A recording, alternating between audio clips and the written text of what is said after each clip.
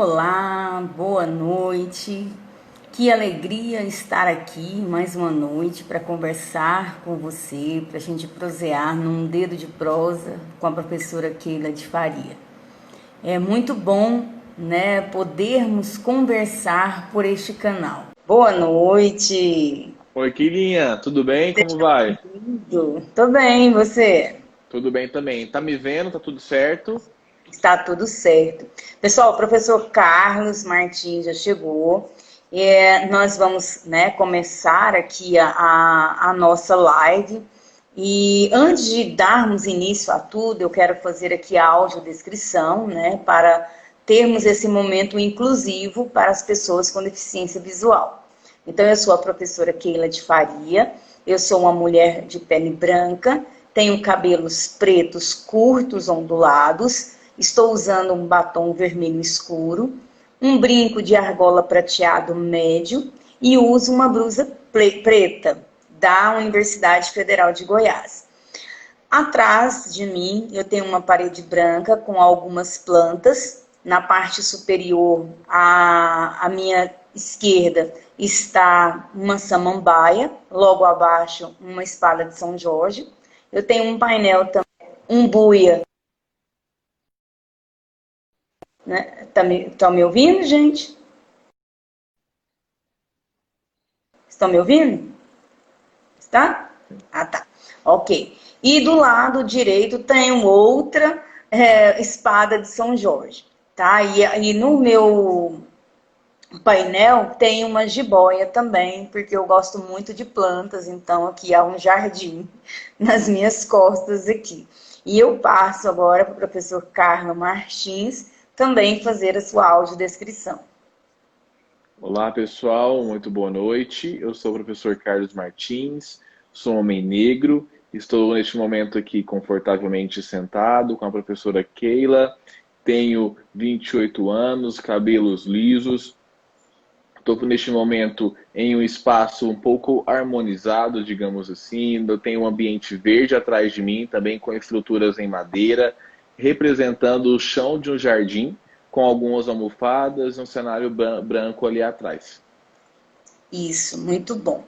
Pessoal, o professor Carlos Martins hoje, né, estará proseando conosco e eu fico muito feliz, né, de estar recebendo você aqui, de você ter aceito o convite, né, para estar falando a respeito do pensamento sistêmico na comunicação, né? E antes de apresentar o professor Carlos para vocês, de ler o mini currículo dele, passar a palavra, eu tenho aqui um momento cultural, que geralmente eu leio uma poesia, um poema. E hoje eu trouxe um poema para vocês do Mário de Andrade. Eu achei interessante, eu gosto desse poema, que ele nos faz refletir, tá? Não tem nada a ver com o tema do professor Carlos, é algo totalmente aleatório, tá? Ele chama Quando Eu Morrer. Quando eu morrer, quero ficar, e não contem aos meus inimigos, sepultada em minha cidade. Saudade. Meus pés enterrem na rua Aurora. No Paissandu, deixem meu sexo. Na Lopes Chaves, a cabeça, esqueçam. No pátio do colégio, afundem o meu coração paulistano. Um coração vivo e um defunto, bem juntos. Escondam no correio o ouvido direito, o esquerdo nos telégrafos. Quero saber da vida alheia, sereia. O nariz guardem nos rosais, a língua no alto do Ipiranga, para cantar a liberdade, saudade. Só um minutinho. Os olhos lá no Jaraguá assistirão ao que há de vir. O joelho na universidade, saudade. As mãos atirem por aí, que desviavam como viveram. As tripas atirem ao diabo, que o espírito será de Deus. Adeus. Então esse poema eu acho ele muito bonito, que ele está em Lira Paulistana, do Mário de Andrade, foi escrito em 1945, e pouco tempo depois ele veio a falecer. Ele já fez esse poema bem próximo à morte dele, e também demonstra aqui, né, o quanto ele viveu, né, e quanto amou também São Paulo. Então, assim, eu quero aqui, não sei, eu compartilhar com vocês, né, desse poema que eu acho muito gostoso. E se alguém quiser aceitar essa paulistana, esse livro, né, de 1945 do Mário de Andrade, ele está disponível na Biblioteca Digital da Unicamp. Vocês podem tanto baixar como visualizar online, né? Vale a pena, tem muitos poemas bacanas lá. Mas agora aqui na nossa live estamos com um jovem, um ser muito, muito querido, gosto muito dele.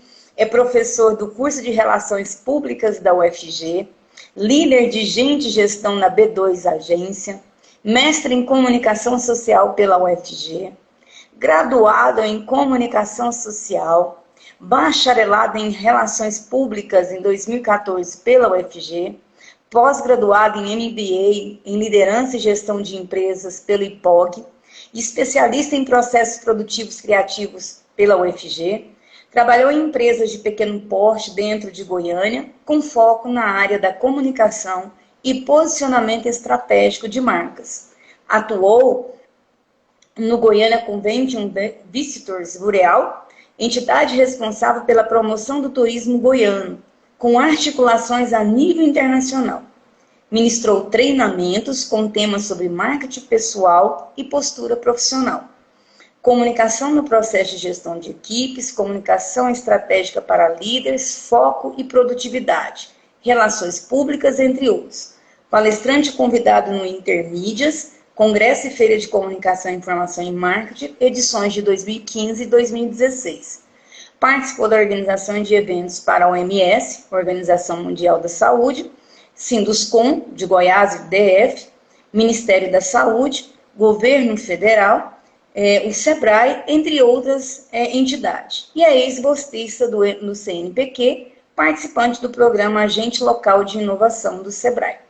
No programa, vivenciou diariamente a rotina de 40 diferentes empresas e buscou soluções para melhorar os resultados das mesmas por meio de metodologia Modelo de Excelência em Gestão da Fundação Nacional de Qualidade.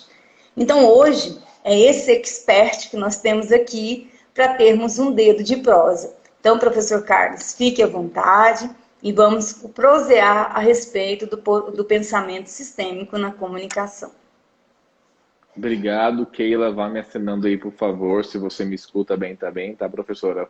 Que alegria estar aqui, sobretudo com você, que formou aqui comigo neste mestrado tão recentemente, que já está aí nos seus caminhos enveredados pelo doutorado. Então, fico muito, muito grato por esse convite. Espero poder contribuir um pouquinho aí com quem estiver participando, contribuindo um pouquinho com você, tão quanto eu sei que irá contribuir comigo também.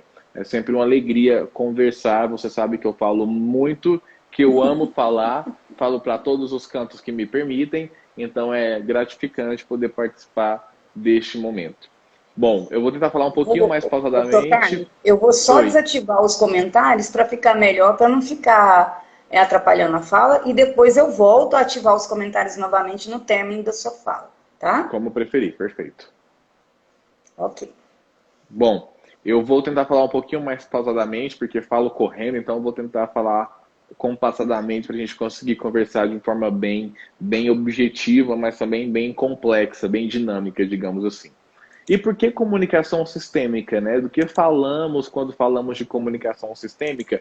E aqui, apesar de valorizar todos eles, de reconhecer a importância da ciência hoje no mundo e na humanidade, que ela vai continuar nos salvando aí diariamente, eu quero trazer um pouquinho hoje de percepções um pouco mercadológicas e como a gente pode unir isso à academia, pode unir isso na nossa construção enquanto profissional. E aí, Keila, eu quero começar com a leitura de um arquivo que eu tenho aqui para você, que fala assim, que hoje nós temos 44,2% das pessoas, né, dos jovens que se formam, eles não atuam na área que gostariam. Então nós temos aí quase 45% das pessoas que formam em um determinado curso não executando atividades nesse curso. E eu tenho, quando eu pego uma amostragem geral de idades ali entre 18 a 64 anos, eu tenho que esse número é 32%, ou seja, eu tenho uma relevância muito grande de pessoas que não estão, obviamente, trabalhando na área que elas querem. E o que isso tem a ver com comunicação sistêmica? Vamos primeiro para o pensamento sistêmico. Vamos primeiro pensar o quanto realmente nós sabemos sobre as outras coisas que não pertencem à nossa área. Ou o quanto nós estamos diariamente refletindo sobre o universo que nós vivemos, sobre o caminho que nós vivemos e como isso faz ou não parte do nosso cotidiano, da nossa busca diária por conhecimento, da nossa busca diária por algo que realmente faça com que nós possamos ficar engrandecidos, com que nós possamos ficar realizados na nossa atividade profissional ou na nossa atividade acadêmica. A professora Keila está me ouvindo? Deu uma travadinha? Tá, pode ir Só fala. tranquilo. Se Perfeito. travar de tudo, eu te falo. Pode seguir o raciocínio, tá? Perfeito. E aí eu começo a pesquisar, então, há alguns meses, sobre pensamento sistêmico, sobre como nós podemos começar a olhar o mundo de forma mais transversalizada. É como se nós sempre tivéssemos aquele receio de falar o famoso depende. E não é errado falar depende, porque sim, tudo depende. Em todos os momentos que nós estivermos, em cada situação que nós estivermos, tudo vai depender. Porque falamos de um processo de complexidade, de um processo onde há uma intersecção entre diferentes saberes e diferentes construções, e nessas diferentes saberes e construções a gente pode, obviamente, conseguir entender um pouquinho melhor como o mundo funciona. E é um apelo que eu sempre faço hoje, o quanto nós muitas vezes nas nossas graduações e formações profissionais temos vistos as nossas grades curriculares de curso de forma isolada e não de forma conjunta. Então, é muito comum eu perguntar para as pessoas como que você pensa estrategicamente sobre isso e elas não conseguirem me responder. De perguntar como que você pode enxergar a sociedade, o que é a sociedade, o que as políticas públicas, o que é a educação, ou seja, o que uma porção de coisas hoje tem a ver com aquilo que você faz, com aquilo que você trabalha. E as pessoas não conseguem perceber. As pessoas não conseguem perceber como leis, como criações de projetos, como tudo isso interfere na vida delas e a gente segue, talvez, diariamente num caminho cada vez mais fechado para aquele processo de ser um super especialista em um movimento único, esquecendo a importância de refletir sobre todo o universo que existe à nossa volta. Então, o primeiro convite hoje a fazer para vocês é que nós possamos realmente pensar de forma sistêmica, pensar realmente de forma complexa, pensar realmente numa perspectiva que interligue as coisas, que façam com que nós pensemos de forma conjunta, que faz com que nós pensemos em todos os departamentos do lugar que estamos, ou de diferentes ciências a qual estudamos e que podem perpassar, hora ou outra, por aquilo que é do nosso interesse. Então esse já é de cara o meu primeiro convite, o quanto você tem pensado sistemicamente. Muitas vezes nós somos motivados logo que formamos, né, logo que terminamos a nossa graduação, a gente tem que escolher o caminho que a gente quer seguir. Quase que num processo obrigatório de você vai fazer isso ou aquilo. Na sua área de formação, você vai fazer exatamente isso. Na sua área de formação, você vai fazer exatamente isso. E você vai começar a olhar as coisas dentro de uma caixa.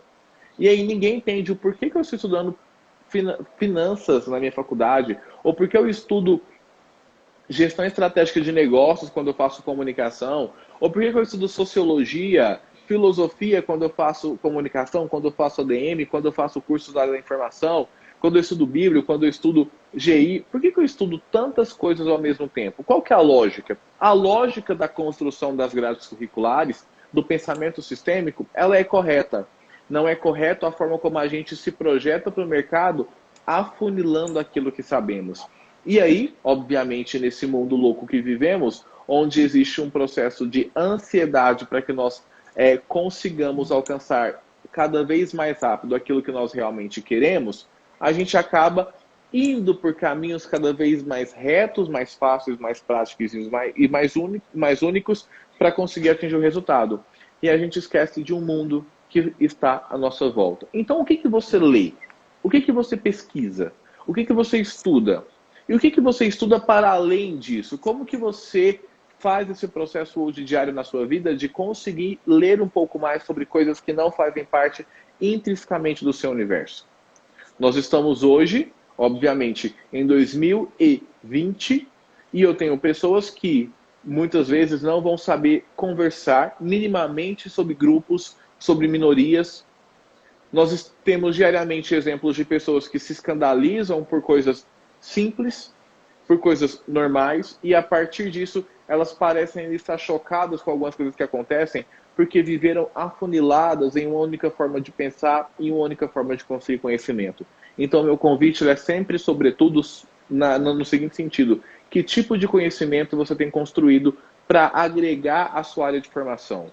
Eu, como a Keila disse, atuo dentro de empresa e participo diariamente de processos seletivos, participo diariamente de contratação de pessoas e gosto muito de tentar entender e percebo essa deficiência muitas vezes, de que as pessoas não conseguem ver o todo, elas não conseguem pensar de forma estratégica naquele ambiente que elas estão. Eu me formo em comunicação e esqueço que saber a formação de preço de um produto é muito mais importante para mim, talvez, do que para a própria pessoa do setor financeiro. Porque eu, enquanto comunicador, posso vender algo que sequer as pessoas querem comprar. Eu, enquanto comunicador, posso estar vendendo algo que não faz sentido para aquela empresa, algo que foi formado economicamente de forma errada, formação de preço errada. Nós, enquanto empresa, trabalhando em qualquer lugar, vamos criar processos de responsabilidade social, processos de inclusão, e as pessoas simplesmente não sabem o que é uma pessoa hoje com um tipo de deficiência. Elas não conseguem ler sobre isso, elas não conseguem falar sobre isso. Elas não conseguem trazer essa necessidade, que seria a correta nomenclatura, me corrija aquilo se eu estiver errado, de como a gente pode construir isso corretamente. As pessoas não entendem quando eu falo que eu quero conversar com pessoas trans. As pessoas não entendem quando eu falo que eu vou criar processos inclusivos para pessoas sem privilégios, para mães solos, para negros. As pessoas não sabem falar sobre isso, porque não há um estímulo diário para que você seja sistêmico. E aí o que eu te peço hoje é, vamos começar a refletir um pouquinho mais sobre o que está para além do nosso universo, porque nós nunca vamos conseguir ser criativos e inovadores e, sobretudo, responsáveis com a nossa sociedade se nós ficarmos para sempre afunilados naquele ambiente que nós estamos. Se nós ficarmos para sempre refletindo só sobre aquilo que estamos efetivamente estudando. Então, eu preciso que você leia sobre inclusão, eu preciso que você leia sobre direito, eu preciso que você leia sobre finanças, eu preciso que você leia sobre uma porção de coisas que a gente usa tanto profissionalmente quanto na nossa vida. E, obviamente, que bom seria se nós, desde do nosso ensino fundamental, tivéssemos a sorte de aprender sobre gestão financeira, tivéssemos a sorte sobre aprender sobre política, tivéssemos a sorte de aprender corretamente uma porção de coisas. E nós não temos isso. E são coisas que fazem parte da nossa vida diária. E muitas vezes deixamos sequer de aprender sobre isso também, porque não é do nosso interesse. E aí, esse interesse que foi pautado também pela mídia, pautado também pela forma como você foi educado, pautado também pela instituição que você fez parte, enfim, uma porção de coisas. E aí é comum você entrar na universidade e pá, a sua cabeça explode. Porque você começa a lidar e a ver de forma muito repentina grupos que você nunca até então tinham se relacionado. Porque no seu grupo e no seu processo de socialização, você se permitiu, e aí por vários motivos, ora demandados por você, ora demandados pela própria sociedade, pela sua formação de vida. E aí você se depara com outros grupos que você nunca interagiu e fica simplesmente extasiado por conhecer tanta cultura, por conhecer tanta sabedoria em pessoas diferentes, em lugares diferentes. Eu falava esses dias com uma amiga que faz um projeto voltado para autistas e ela falava sobre, ela me mostrou um vídeo do Marcos Mion e ele fala, acostumem-se, se vocês ainda não estão acostumados com esse seleto e privilegiado grupo de realmente entender o que são essas pessoas tão quanto nós somos. Então, assim, e a gente se depara, eu fico sem graça de conversar, eu fico sem graça de me achegar. É muito comum que isso aconteça. E é porque a gente muitas vezes não se propõe. Nós simplesmente não nos propomos. Então, meu primeiro convite aqui, além de todos que eu já fiz, toda hora eu falo meu primeiro convite, são vários convites, comece a refletir de forma sistêmica. Comece a refletir de forma humana. Comece a refletir de forma disruptiva. E se você que me assiste hoje é da informação, é da comunicação, isso serve muito pra gente. Ao entrar no ambiente organizacional, se você cuida de redes sociais, se você cuida de comunicação interna, se você cuida, seja lá de qual processo for, isso tem que ser feito de forma estratégica, entendendo, Keila, todo o ambiente empresarial.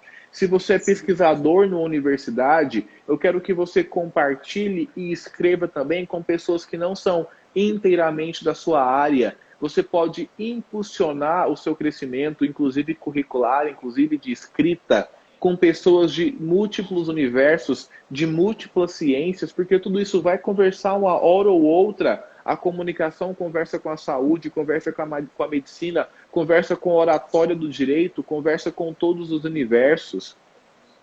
Então, o que eu quero pedir sempre para vocês é como vocês têm motivado e buscado esse tipo de conhecimento. E uma palavra forte que aparece hoje nos nossos dias, que é a criatividade, está justamente alicerçada nesse processo de o que eu busco, que tipo de conhecimento eu vou angariar ao longo da minha vida para poder, hora ou outra, projetar isso para o mercado, projetar isso para todos os lugares. E é muito bom quando você consegue fazer isso. É muito bom quando você está aberto a aprender, aberto a realmente ver o mundo com os olhos de eu quero aprender isso. E quando você ativa esse tipo de pensamento, quando você ativa esse mindset, uma palavra chique, né, que as pessoas usam hoje, quando você ativa o seu mindset para descobrir o que existe no mundo, fica bacana. Já aconteceu com vocês, por exemplo, de vocês estarem aí pensando muito em uma coisa e todo lugar que você anda, você vê aquela coisa específica. Você está procurando, você acha que você está com alguma enfermidade, com alguma doença, e um espirro ali já significa, e você vê na televisão um anúncio especificamente sobre isso, porque você condicionou o seu cérebro a pensar, eu tenho isso, eu quero isso, então você localize. Se você quer trocar de carro, e você quer agora um carro X ou Y, e você vai ver só aquele carro X ou aquele carro Y na rua. Porque você condicionou o seu cérebro a entender que aquilo é importante para você. E o que eu quero pedir para você é que você condicione o seu cérebro neste caminho de tudo tem um sentido de relevância. Em tudo eu posso tirar algo e de tudo isso, uma hora ou outra me servirá. E aqui não é um pedido para que você seja para sempre generalista. Eu quero que vocês sejam especialistas, sim. Que você possa dizer, eu sou expert nisso que faço. Eu sou o melhor nisso que faço. Eu sou o melhor e o mais profissional nesta área. Isto é perfeito. O que eu quero pedir é para que você não se feche apenas para essa área.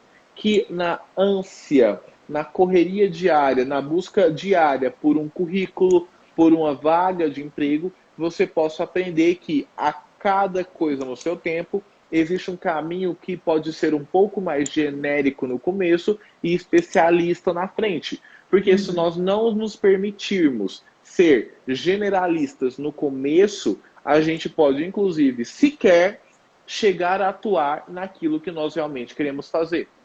Porque não nos permitimos conhecer todo o universo. É muito comum eu ver hoje profissionais que entram e esses profissionais saem porque quando eles se comprometem a fazer alguma coisa, eles descobrem o mais importante da vida, que não é saber o que gostamos, mas ter a certeza daquilo que não gostamos de jeito nenhum. E não vamos conseguir nunca saber o que não gostamos se não nos propormos a fazer. Então eu fiz toda essa construção aqui de raciocínio para falar, e aí? Você é apaixonado pelo que você faz porque você só faz isso ou porque você já se propôs a fazer outra coisa? Então é muito importante que nós também pensemos e ativemos esse tipo de pensamento. Faz sentido até aqui, professora Keila, que eu tenho falado? Ah, com certeza, com certeza. É muito isso. A forma como nós temos hoje construído o conhecimento, muitas vezes, está aquém do que o próprio mercado vem pedindo. Eu te peço, se você quer entrar no mercado, comece a observar as pessoas hoje já focadas em processos comportamentais e pensamentos sistêmicos. É comum que você passe por diversas áreas de uma empresa, é comum que você comece num lugar e termine com o outro, é comum que você tenha que ajudar e conduzir diferentes projetos na sua vida. Então, como que você tem se preparado e se projetado para esse universo? Como que você vai conseguir construir pontos de diferenciação ao longo da sua carreira para que você possa realmente falar assim, eu sei, entendo e consigo perceber isso hoje. Entendo e consigo entender realmente isso hoje. E para falar para as pessoas, olha, isso é importante para que você realmente possa hoje entender melhor aquilo que você é, aquilo que você quer ser. E tem uma palavra que me irrita um pouco dos nossos queridos motivacionais, dos coaches motivacionais, Coach. e eu não tenho nenhum preconceito com quem é coach e faz isso direito, mas tenho muito preconceito com quem faz isso numa perspectiva apenas mercadológica e que mais frustra do que estimula pessoas de que você precisa descobrir diariamente o seu propósito. Essa palavra é linda. Bom dia, descubra hoje qual é o seu propósito. Descubra hoje para que você realmente existe, por que você nasceu. Como se isso fosse uma compulsoriedade diária. Eu preciso saber hoje o que eu realmente quero ser o resto da minha vida. Pode ser que o que você queria ser o resto da sua vida nem exista mais depois da pandemia. Sim. Pode ser que quando ela passe, e tomara que logo passe, quando ela venha a acabar, você pense, poxa, aquilo que eu sonhava nem sequer existe mais. E aí você precisa parar para redescobrir o seu propósito no sábado matinal, em um curso com Carlos Martins cheio de post-its. Não é assim que as coisas funcionam. Cheio de comédia também. Poderia ser, mas não é. As coisas são um pouco mais complicadas e o seu propósito está aliado ao pensamento sistêmico porque ele vem da sua possibilidade de fazer múltiplas coisas e uma hora ou outra falar, peraí, isso aqui aquece meu coração, isso aqui me instiga, isso aqui é a minha vontade de passar 1 ano, 2 anos na universidade escrevendo sobre esse tema disso eu gosto. Sim. Mas você se propõe a escrever isso. Nós, né, Keila, quantas vezes mudamos projetos de pesquisa porque achávamos que sabíamos, achávamos que gostávamos, achávamos que seria legal. E aí as conduções acadêmicas muitas vezes nos mostram, não, peraí, você vai ficar muito mais apaixonado por outra coisa. Eu, que jamais pensei em escrever sobre jornalismo, termino meu mestrado falando sobre o Brasil que eu quero, totalmente apaixonado pelo quadro. Pelo estudo crítico do quadro, obviamente.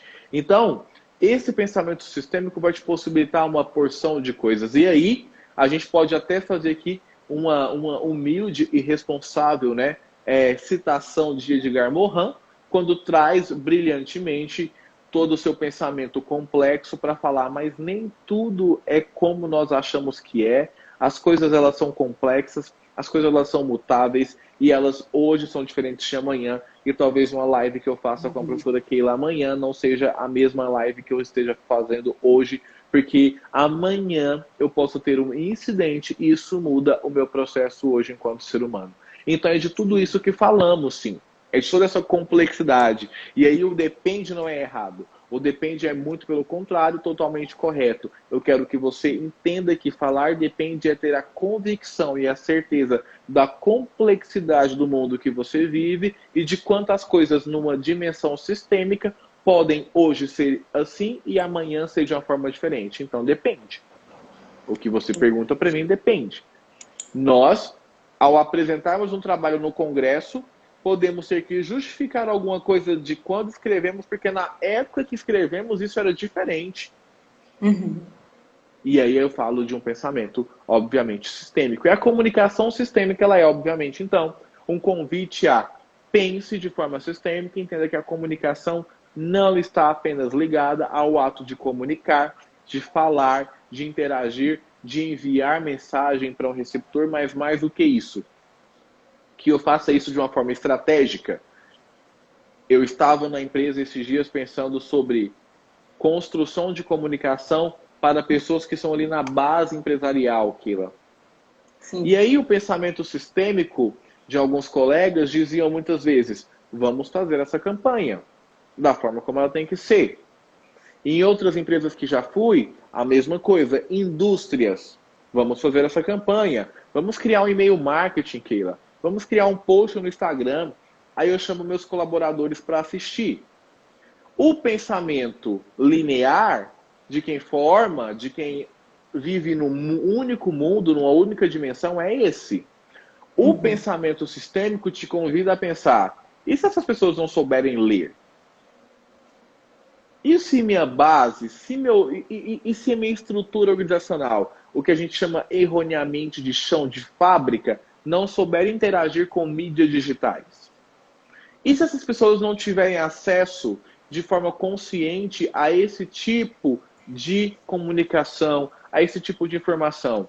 Eu, no meu funil de vida, sem pensamento sistêmico, não vou propor para eles um tipo de comunicação que seja feita realmente para eles.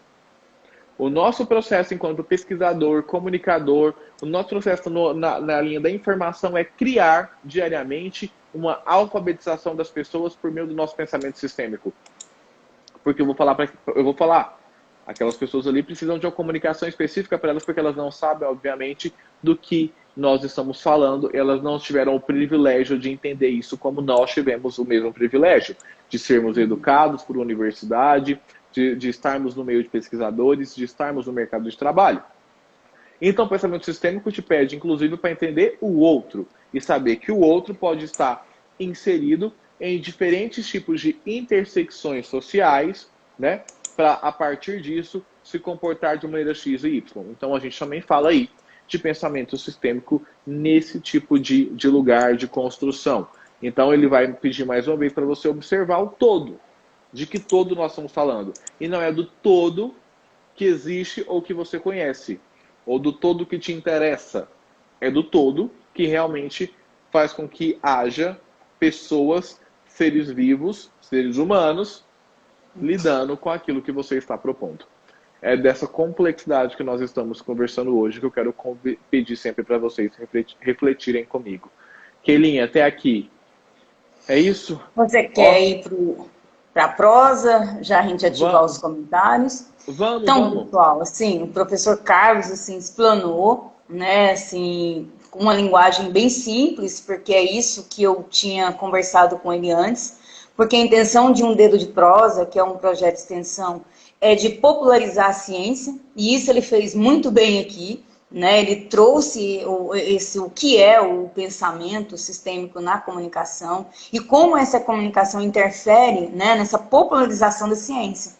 Né? Porque a forma com que você comunica é que você pode tentar, né, fazer com que o outro compreenda aquilo que você está querendo dizer. Né? Você pode ser que ele não entenda, mas você tem meios para facilitar essa linguagem, né? Que foi uma das últimas falas que ele disse aqui.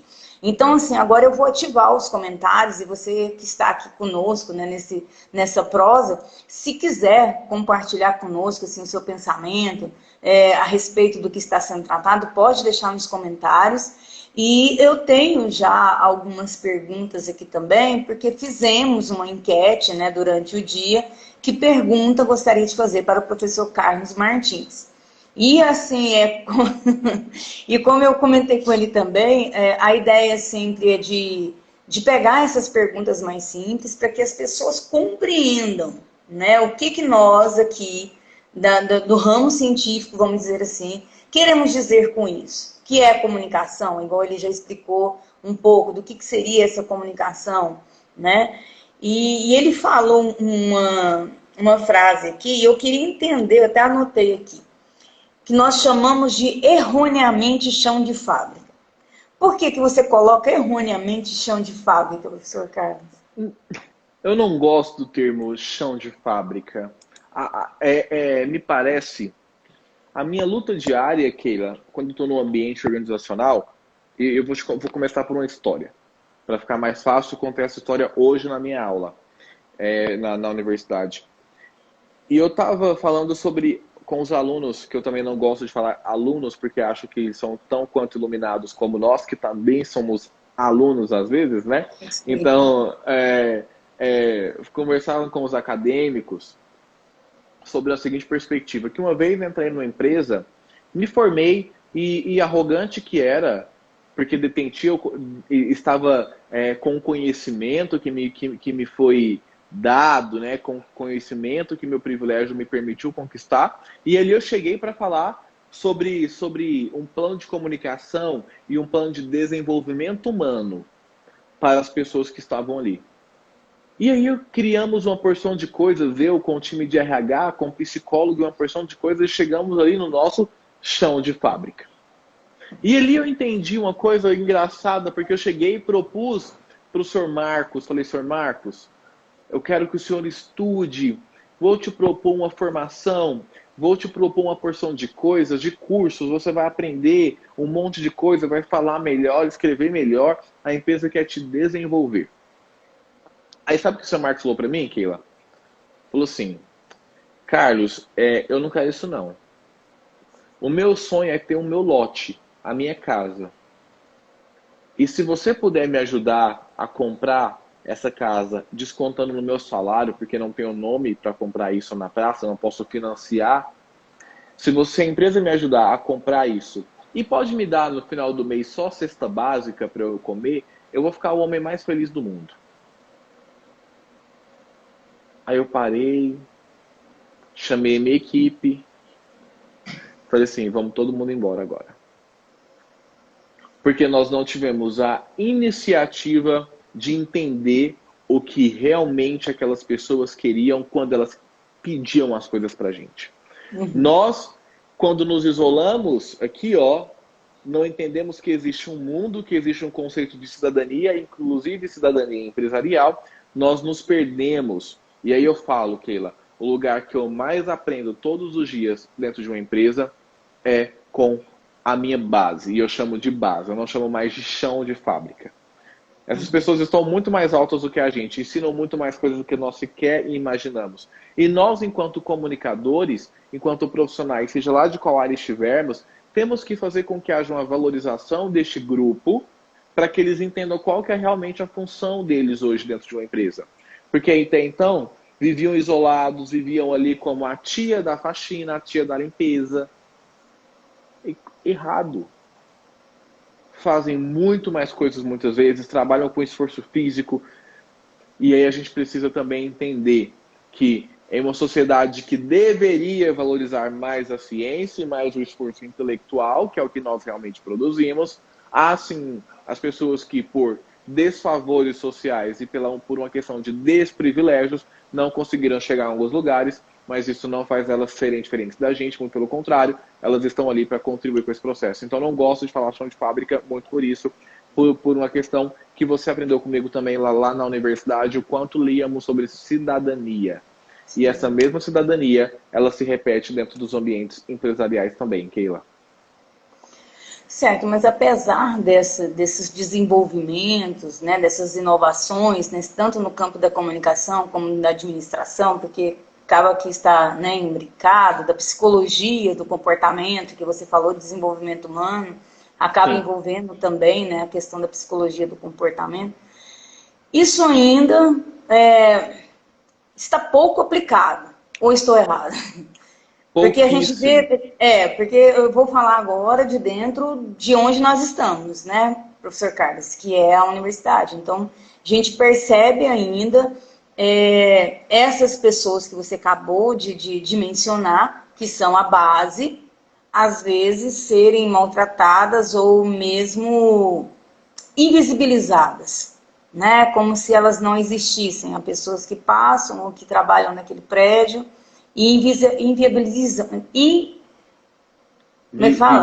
Invisibilizadas, acho que invisibilizam isso, a essas pessoas. Então, como trabalhar com esses seres sociais que têm esse tipo de comportamento com essas outras pessoas que estão na base, como você comentou? A primeira coisa que eu falo pelo amor de Deus, né, gente? A gente tem que gostar de gente. Eu conheço pessoas na minha área, relações públicas, que não gostam de pessoas. A pessoa faz relações públicas e não gosta de pessoas. Eu não consigo lidar com a pessoa, Keila. Não existe processo cognitivo, por mais que eu estude na minha vida, se a pessoa que faz RP não venha gostar de pessoas. E aí você falou de uma palavrinha ali agorinha, de ensino, pesquisa e extensão, Isso. Que muitas vezes me parece ficar em algum lugar que eu não sei qual de o que nós estamos fazendo diariamente para pregar para quem não é convertido, e você sabe muito bem dessa frase. Sim. Diariamente pesquisa na universidade, elas são destinadas para universitários. Eu leio artigos científicos e você lê artigos científicos. Os meus primos que não estão na universidade não leem artigos científicos, porque eles não querem ler aquela linguagem chata, eles não querem ler aquele tipo de conteúdo, porque não lhes foi passado que isso é importante. E vivemos dias, inclusive, de desmoralização de uma ciência exata. Vivemos dias onde as pessoas questionam a própria medicina, porque a pessoa, quando ela questiona as minhas ciências sociais aplicadas, quando ela questiona as humanidades, eu entendo que há um discurso filosófico, que há um discurso social, que há um processo reflexivo. Eu respeito quem questiona e eu chamo para conversar comigo. Agora, quem discute o que cientificamente está entre A e B, há um processo aí um pouco mais pesaroso.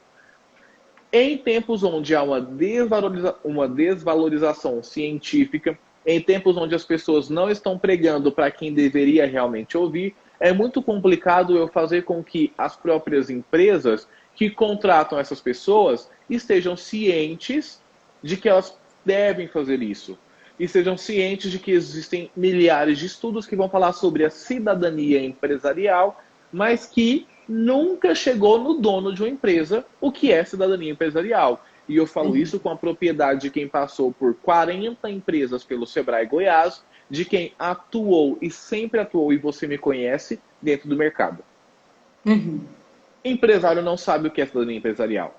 Na loucura de ser um empresário, principalmente nas empresas familiares, que são as grandes empresas, que são a grande na quantidade, né? Goianas, por exemplo, que temos, não tem tempo de entender esses termos e não há ninguém que vá lhes ensinar.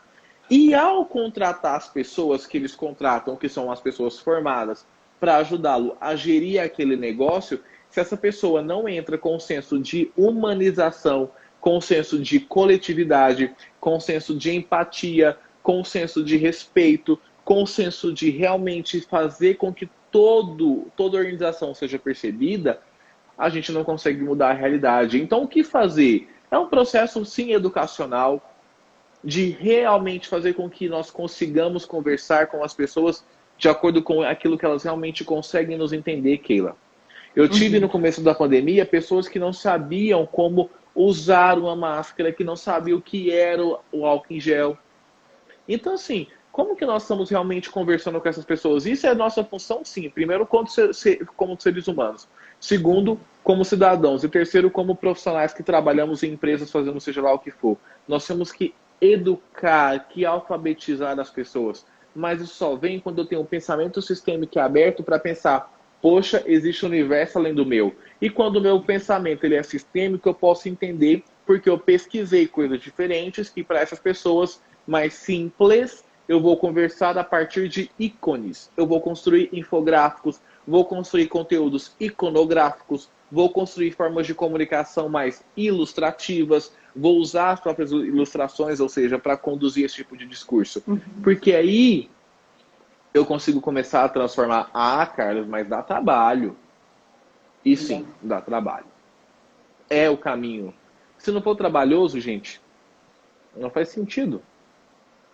E vai ser muito mais se você demorar a fazer isso do que seria se você começasse agora. Porque se você começa agora, o seu trabalho ele vai começar a se diluir ao longo dos meses. Então, Keila, é muito isso. E acredito muito que seja a ausência da perspectiva desse tipo de visão na educação. Isso muito, infelizmente, ainda, Keila, nas universidades federais. Hoje, os institutos privados, eles já estão com uma percepção muito diferente. Eu olhava esses dias uma grade curricular de uma instituição de ensino particular, caríssima hoje no Brasil, e as grades curriculares eram pensamento sistêmico, desenvolvimento estratégico do pensamento sistêmico, a complexidade na organização, a complexidade nas relações humanas. Isso deve ser visto, e visto por todas as áreas. A medicina precisa entender a lidar com o humano, com a complexidade humana, com as diferenças dos seres humanos. Então, assim, há toda essa complexidade por trás. E é por isso que eu faço tanta questão de estar hoje na universidade, de lutar tanto para ser um professor, de querer tanto estar todos os dias no ambiente universitário, porque isso faz parte de mim, de tentar transformar isso.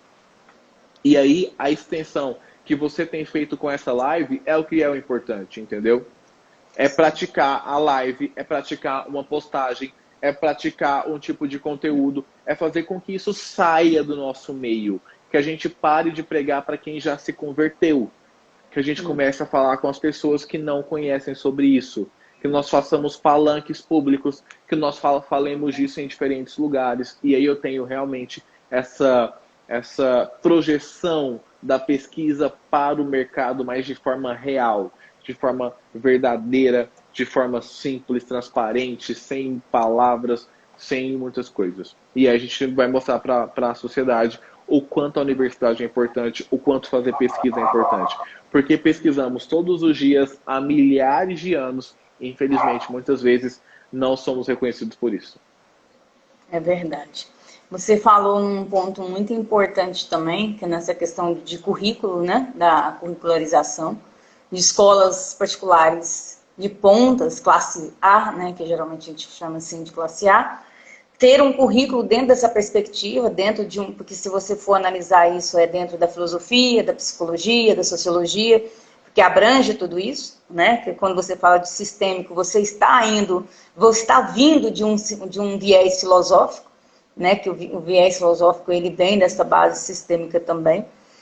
E aí você vai para as escolas públicas, isso é tirado, que é o reflexivo, né? Que é esse trabalho em equipe, esse trabalho em conjunto, esse pensamento humanizado, esse pensamento para com o outro, né? Então isso é retirado das escolas públicas, né? A partir do momento que deixa de ter essas disciplinas. Não estou dizendo que teria esses nomes, essas nomenclaturas, né? Mas se você tira a filosofia, a sociologia, você está vedando, você está impedindo que eles possam ter esse pensamento reflexivo que você acabou de dizer aí, né? Essa amplitude de pensamentos a respeito do ser social, do ser histórico, do ser filosófico, que nós somos, que faz parte do nosso constitutivo como humano, né? Isso faz parte do nosso sistema corpo, né?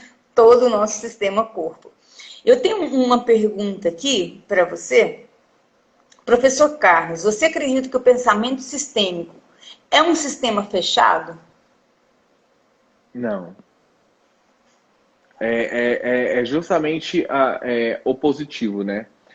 Para mim, o pensamento sistêmico ele é mais aberto e mais amplo do que tudo que nós podemos imaginar. Aqui ela traz educação. O pensamento sistêmico é você parar de fazer perguntas com respostas prontas, né? Se eu já sei a resposta, eu vou te falar a resposta. Ah, mas eu estou instigando ele que ele chegue na resposta. E se ele chega na resposta dele, não é essa resposta que você quer ouvir. Então, não. Para mim é aberto. Pensamento sistêmico é a possibilidade, é a amplitude, é a disruptividade, é a criatividade, é a consciência, é a imaginação de forma consciente, buscando resolver o tempo todo diferentes tipos de conflitos, diferentes tipos de situações, diferentes tipos de enredos mercadológicos. Isso é pensamento sistêmico. É entender essa dinamização do mundo diária que a gente vive. Entendi. Realmente a gente tem que entender, é o cotidiano, né? Porque o cotidiano, como o professor Carlos falou na fala principal dele, dessa questão que hoje você está de uma forma, né? E os coaches, né? Pergunta, né? Você faz a pergunta para você mesmo, né? Você hoje é o extraordinário. O que você vai fazer hoje, né? Como se pudéssemos ter essa determinação, né? De que hoje você sim, possivelmente você não será amanhã, né? Porque o nosso cotidiano é que nos revela o que seremos, né? Naquele dia. Mas também depende do seu andar, onde você está, das outras pessoas, né? Tem variáveis, né, professor Carlos? Você já falou um pouco a respeito disso, mas eu queria. São duas perguntas bem similares. Eu vou fazer para que as pessoas que nos enviaram se sintam contempladas, né, com a sua pergunta, mas elas se completam. Pensamento sistêmico versus pensamento linear. Como funciona? Essa é a primeira pergunta. E qual a diferença entre pensamento linear e o pensamento sistêmico, que é a segunda? Então, elas caminham aí para uma mesma direção. As perguntas elas são simples. Eu estou falando de um pensamento que, linear, eu construo dentro de uma lógica única de percepção do mundo, da área que estou, do negócio que vivo.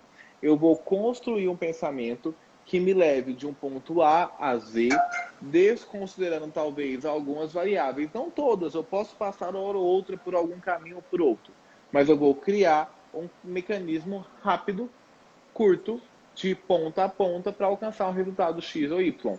Isso é um pensamento linear. O pensamento sistêmico é quando eu caminho de forma randômica para chegar até aqui, entendendo que eu posso agregar criatividade, eu posso agregar informação, eu posso agregar tecnologia, eu posso agregar uma porção de coisas. Então, para cada momento, a gente vai exercitar um tipo de pensamento. Quando eu estou fazendo um trabalho, eu posso exercitar ou, obviamente, pensamento linear para conseguir seguir uma linha de raciocínio e entregar com assertividade um tema proposto, porque preciso responder uma pergunta específica.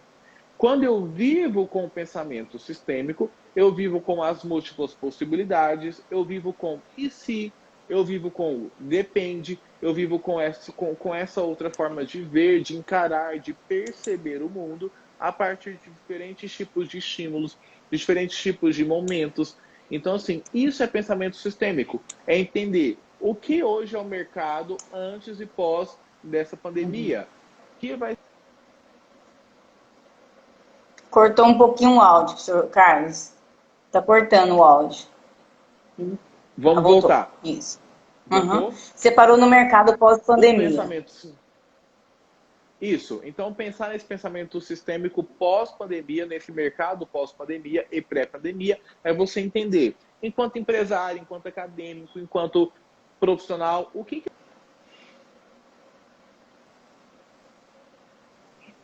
eu fazia que agora vai mudar? O que eu construía que agora eu não vou construir mais? O que era e como vai ficar? Tudo isso é um pensamento. Tudo isso é uma construção realmente de fazer com que nós entendamos onde nós estamos. Entendi. E ficou bem esclarecido a respeito disso. Quando você diz, lá na sua primeira fala também, que às vezes os estudantes, né, e as estudantes, eles trilham um caminho de uma formação e, de repente, eles acabam por se formar, saem da universidade e não conseguem trilhar este caminho que eles projetaram, né? Alguns sonharam, né, em exercer. Por que você acha que isso acontece na maioria das vezes? Existe um processo, primeiramente, precoce de escolha de cursos superiores. Existe também uma construção de distanciamento mercadológico com o próprio sistema educacional, muitas vezes, como eu não pratico aquilo que quero, como eu não pratico aquilo que deveria praticar no meu ambiente escolar, no meu ambiente estudantil, eu saio para o mercado e eu me decepciono com aquilo que realmente encontro. Porque fiz precocemente, porque não me atentei ao que realmente eu deveria ter feito. Então, tudo isso vai acontecer. Então, esse é um dos pilares, né? Os jovens, eles precocemente ficam em determinados ambientes que eles só vão conhecer realmente quando eles se formam. Ali eu chego e observo que não há remuneração, que eu pensava que não há perspectiva de crescimento de carreira como eu pensava, que não há, enfim, uma porção de coisas. Esse é um ponto. Ao mesmo tempo, Keila, existem os mesmos jovens que entram no mercado e percebem uma disciplinariedade na construção de carreira e pensam, eu posso atuar naquele outro campo, que por mais que não seja especificamente a minha área de atuação, ela vai me dar um gatilho, vai me dar um gancho para que eu esteja ali. Isso vai me proporcionar mais rentabilidade, vai me proporcionar mais clareza para estar naquele ambiente, vai me trazer mais satisfação, vai me trazer mais alegria em trabalhar, mais vontade de trabalhar. Isso acontece muito em processos randômicos de empresas. Então eu entro para assumir um cargo X ou Y, mas aí eu tenho a possibilidade de andar por outros ambientes. Quando eu ando por outros ambientes, eu posso inclusive descobrir lugares que eu realmente gostaria de estar trabalhando e não naquele ambiente que eu fui contratado para efetivamente estar. E aí, esse pensamento sistêmico te possibilita estar aberto a tudo isso o tempo todo. Hoje, para estar atuando nesse mercado tão dinâmico, né, diversificado, com novas profissões, novas atuações, você acha que o estudante que está nessa fase de formação, qual que é a atenção? Ele tem que estar antenado para o quê? Vamos dizer assim, antenado usando a linguagem deles. Para que ele deve estar atento, né, dentro dessa formação? Tá, eu não vou deixar de olhar para o meu ramo, mas o mercado lá fora ele é diferente da universidade. A minha formação aqui é diferente da minha atuação. Então, o que eles têm que estar atentos? Primeiramente, 2 processos. Vamos dividir a sua pergunta em o que é técnico e o que é comportamental. Isso na linguagem da administração eles vão chamar de soft skill e hard skills. Eu estou falando de 2 tipos de visão. A primeira parte. Hoje eu contrato, Keila, principalmente pela sua habilidade comportamental. A sua habilidade de ser sistêmico, pela sua habilidade de saber lidar com situações de pressão, pela sua habilidade de saber falar, pela sua oratória, pela forma como você se projeta, pela forma como você conduz uma reunião, pela forma como você escreve. Eu contrato pessoas a partir de uma perspectiva comportamental. Porque de nada adianta eu ter alguém tecnicamente perfeito, mas que não saiba trabalhar em equipe. Eu ter alguém tecnicamente impecável em uma área X ou Y, mas que não consiga atuar de forma conjunta, que não consiga atuar com humildade, que não consiga lidar com pressão, que não consiga atender o outro. E acredite, Keila, essa é uma dificuldade mercadológica. As pessoas estão com dificuldade de conversar, de redigir um bom e-mail, de redigir uma carta, de fazer algum tipo de construção vocábula. As pessoas não conseguem muitas vezes fazer isso. Essa é uma dificuldade. Então, se você está na universidade, passo 1. Prepare-se o seu comportamento, prepare-se para liderar, prepare-se para gerir, prepare-se para chefiar, para comandar, para ser proativo, para ser sistêmico, para ser enérgico. Prepare-se para isso. Outra vertente é a técnica. Eu quero que você saiba, obviamente, aquilo que já está intrínseco ao seu curso. Mas eu também quero que você saiba um pouco de visão estratégica, um pouco de visão de negócio, um pouco de... Isso vai servir tanto para o setor público ou privado, isso vai servir para o terceiro setor. Eu quero que vocês ativem, por favor, esse tipo de contexto e de conteúdo na mente de vocês. Quando eu entendo que eu posso desenvolver as minhas habilidades comportamentais e somadas a ela nas minhas habilidades técnicas, ou seja, naquilo que eu realmente preciso fazer, e se você faz isso, seja o melhor nisso que faz, você vai conseguir, então, se desenvolver para o mercado. E aí, Keila, mais uma vez, se projete para o mercado de uma forma diferente. O melhor currículo, a melhor entrevista, chegue no mercado de uma forma empoderada, digamos assim, que eu também não gosto de usar, mas chegue no mercado com muita força, com muita vontade, mostre realmente os seus pontos de diferenciação. Isso começa desde a universidade, Keila. Grande parte das pessoas que vão te indicar para fazer um trabalho X ou Y são pessoas que formaram com você e que, pela sua postura, perceberam que você está mais apto a executar algumas ações do que elas mesmas executariam. Eu vou voltar aqui, que tem um negócio que você comentou que eu quero falar, mas você falou tanta coisa assim que puxou gancho, mas eu vou puxar um outro que foi o seu final da sua fala, que foi o trabalhar em equipe. Há uma grande, porque como nós estamos falando de mercado de trabalho e também de formação de mão de obra, vamos dizer assim, né? Que nós estamos falando de estudantes, nós estamos querendo falar dessas pessoas aqui para as pessoas lá fora, ou quem está de fora da universidade, para quando entrar na universidade, como que é esse mundo, e às vezes você pode tentar, né, mudar o seu pensamento. É uma grande dificuldade hoje, quando nós, professores universitários, como eu e você, Carlos, passamos uma atividade em grupo. Né? As atividades em grupo, as pessoas, os estudantes têm muita resistência com relação à atividade em Sim. grupo. E algo que eu tenho dito a eles, inclusive eu passei uma atividade esses dias, aí um falou assim, mas eu não posso escolher o meu grupo? Eu falei assim, olha, eu usei um software que escolhe aleatório, é igual ao mercado de trabalho, você não sabe com quem você vai trabalhar, você está ali por uma vaga, e de repente te joga em algum lugar que você nunca falou com ninguém, você não conhece ninguém. Ah, mas eu não conheço ninguém do meu grupo. Eu falei assim, como que você não conhece?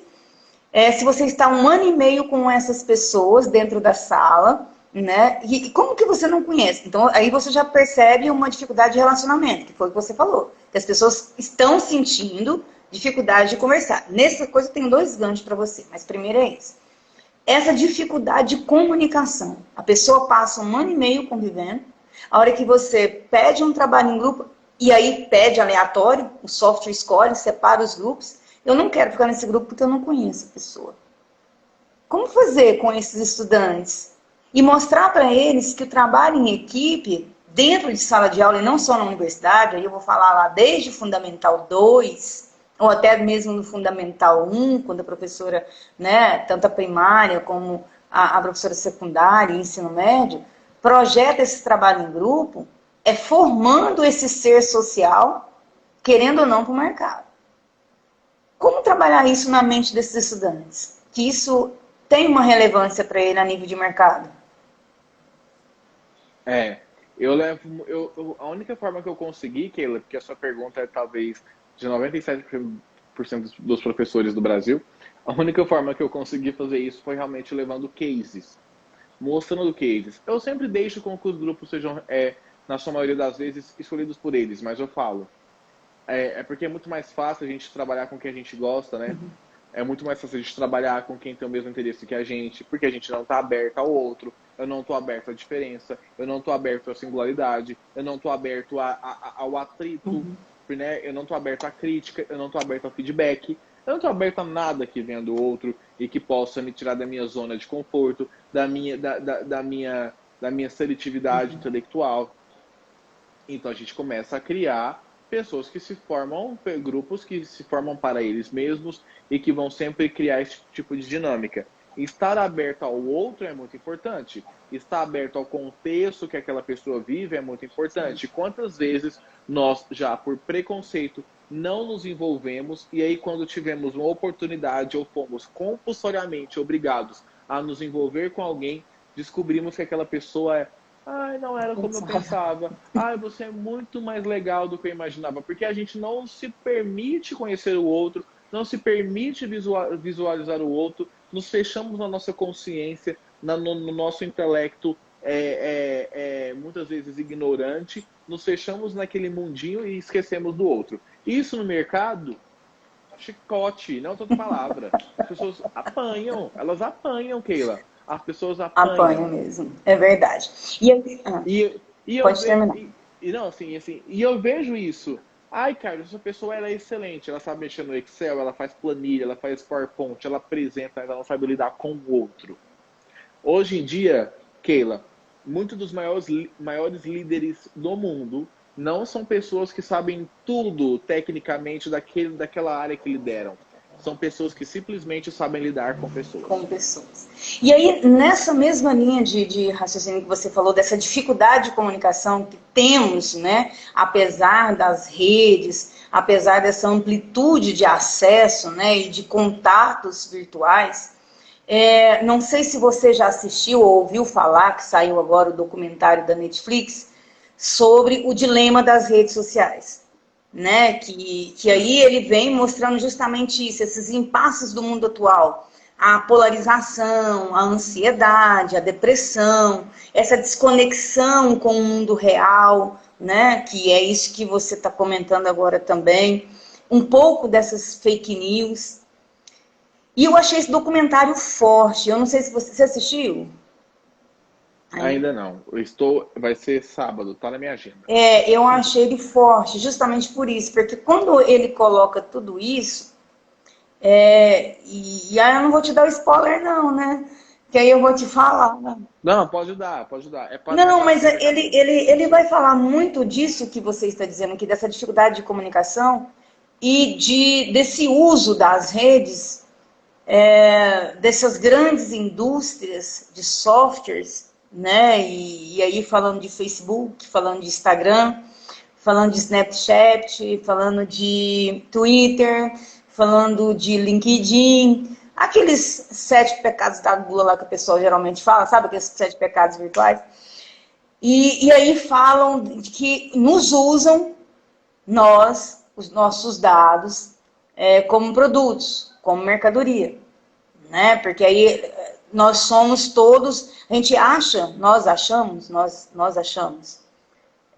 que somos independentes e podemos escolher aquilo que queremos ler, aquilo que queremos ser informados. Mas, na verdade, somos manipulados o tempo inteiro, né? Essa comunicação aqui, ela nos induz. E isso, ao mesmo tempo que induz, ela se torna viciante, né? E por ser um vício, as pessoas ficam bitoladas. E teve um dado muito interessante que eles pontuaram lá, que o número de jovens que estão tirando carteira de motorista caiu, sabe? E aí você falando a respeito dessa dificuldade de comunicação, é justamente isso, as pessoas estão se fechando, sabe, cara? As pessoas estão se fechando e estão adoecendo. Sim. Pode falar.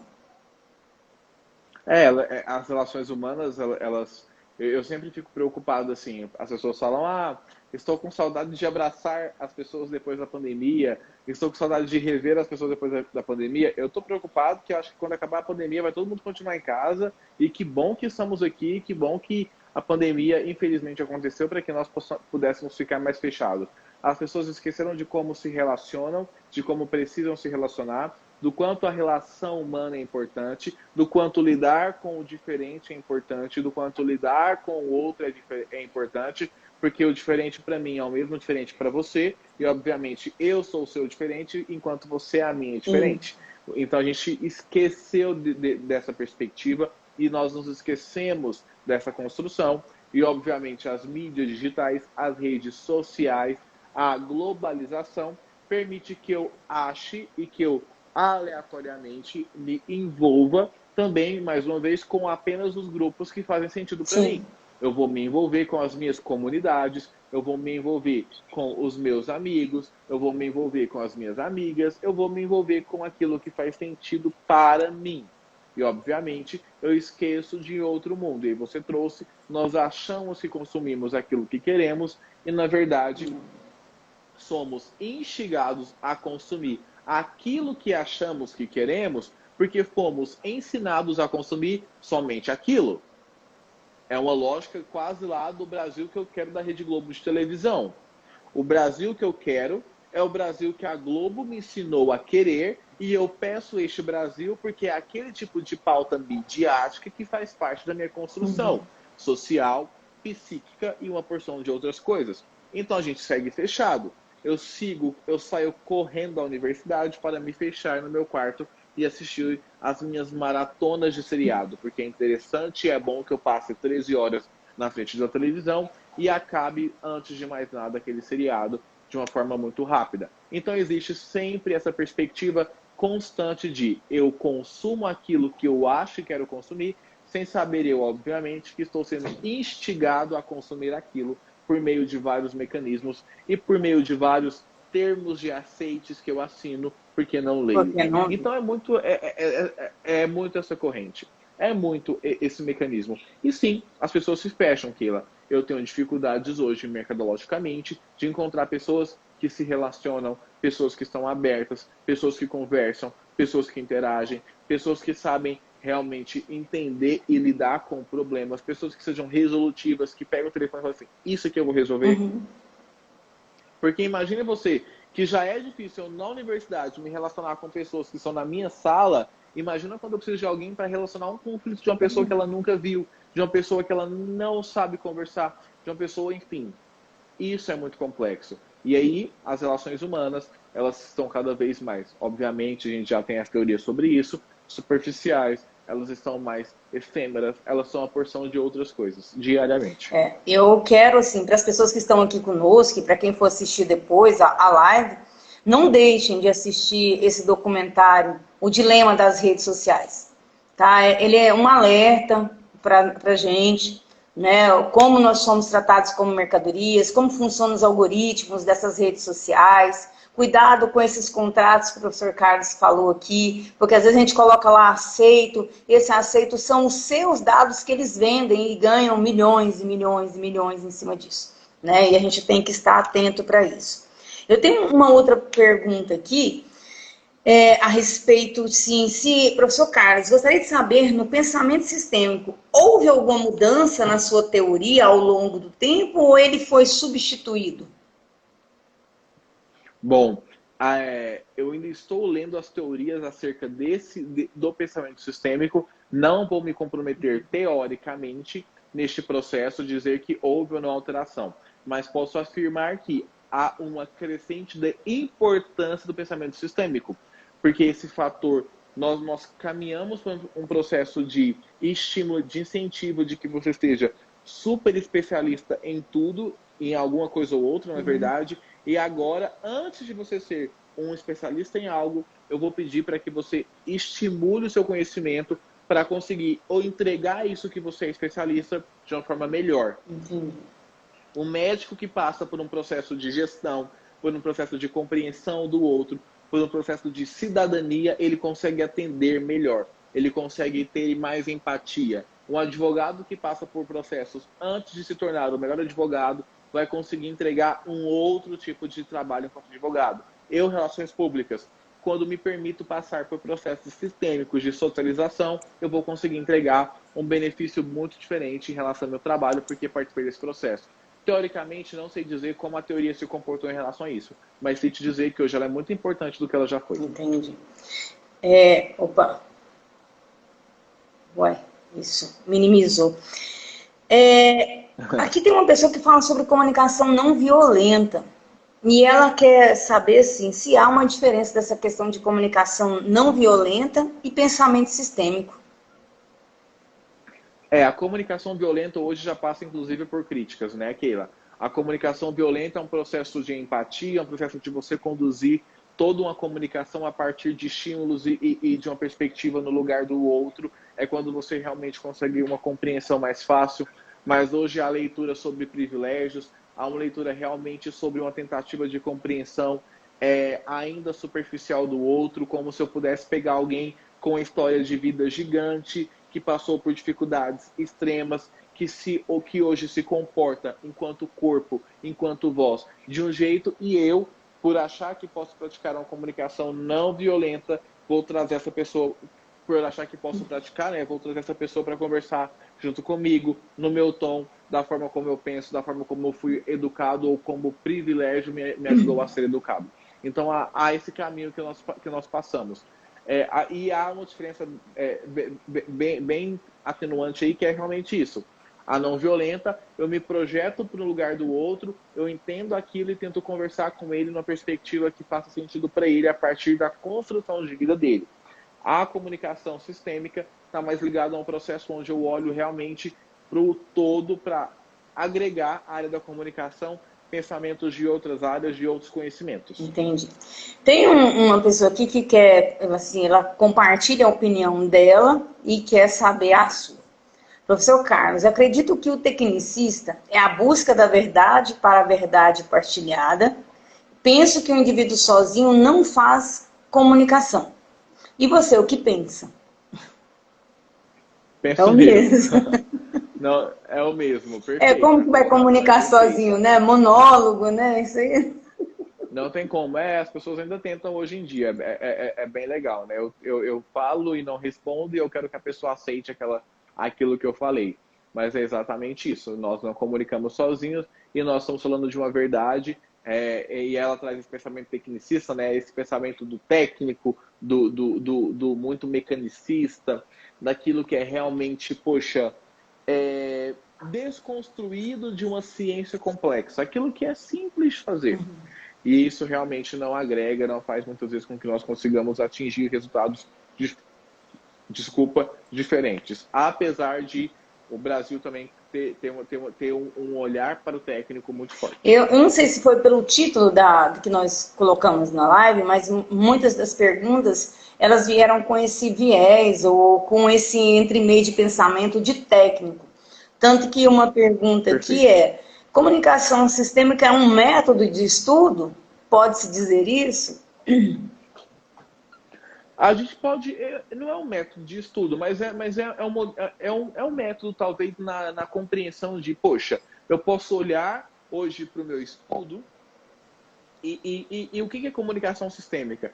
É eu, inclusive, Keila, na hora de estudar, entender qual metodologia é melhor para mim. É eu pesquisar. Não, eu vou fazer resumo ali no caderno e pronto. Você já pesquisou como faz um mapa mental? Você já usou um Jamboard ali do Google? Você já usou outro tipo de ferramenta, outro tipo de mecanismo? O pensamento sistêmico é você, inclusive, olhar para a sua forma de estudar e pensar como eu posso melhorar ainda mais o meu estímulo de aprendizado. Eu posso usar figuras para estimular. Eu, Carlos, sou totalmente visual. Keila lembra de quantas canetas tinha, quantos fazia mestrado, porque sou totalmente visual e estudo a partir deste estímulo. Estudo a partir da construção visual das coisas. Eu tenho que desenhar para lembrar das coisas. É o meu jeito. Mas isso vem de um pensamento sistêmico também, de saber, poxa, eu posso parar de fazer resumos em caneta azul no meu caderno de 10 matérias e eu posso começar a pensar outras formas de estudar. Conhecimento sistêmico é isso, habilidade sistêmica é isso, você se permitir experimentar outras coisas. Então, pessoal, a gente tem outras perguntas, mas as perguntas elas estão dentro de tudo isso que foi discorrido aqui pelo professor Carlos. Então, a gente já está caminhando, né, para a parte final desta live. E eu quero, assim, fazer agora as considerações finais, de agradecer um tempinho, né, da sua agenda, estar aqui conosco falando a respeito dessa comunicação sistêmica, desse pensamento, né, e como a gente pode estar se auxiliando desse tipo de comunicação, por onde que ela perpassa, né? Então eu acredito que auxiliou muito para tirar muitas dúvidas de algumas pessoas que nos enviaram, que não compreendiam muito bem ainda o que seria esse pensamento sistêmico na comunicação. Então, assim, mais uma vez, o meu muito obrigado. Keila, muito obrigado. Foi incrível, foi excelente. É sempre um prazer compartilhar. Obrigado, Zenha. É sempre muito bom compartilhar com você. Saudades. Sim. Esperamos aí, na frase mais clichê que nós temos hoje, né, que tudo isso passe o mais rápido possível e que nós possamos ali na universidade fazer o que mais gostamos, que é compartilhar conhecimento, sim, ensinar ao mesmo tempo em que mais aprendemos o que ensinamos. Então, obrigado por me permitir esse momento. Desculpa que eu sou enrolado no WhatsApp, mas eu estou melhorando. Pessoal, quem quiser depois assistir essa live de uma forma integral, no sentido assim, de não estar primeira parte, segunda parte, ela vai estar disponível também no canal do YouTube, Profa Keila de Faria, você pode estar acessando lá também. Então, o meu muito obrigado e um beijo para vocês, um beijo para você, professor Carlos. Até mais. Tchau, Keila. Obrigado, professor. Um abraço.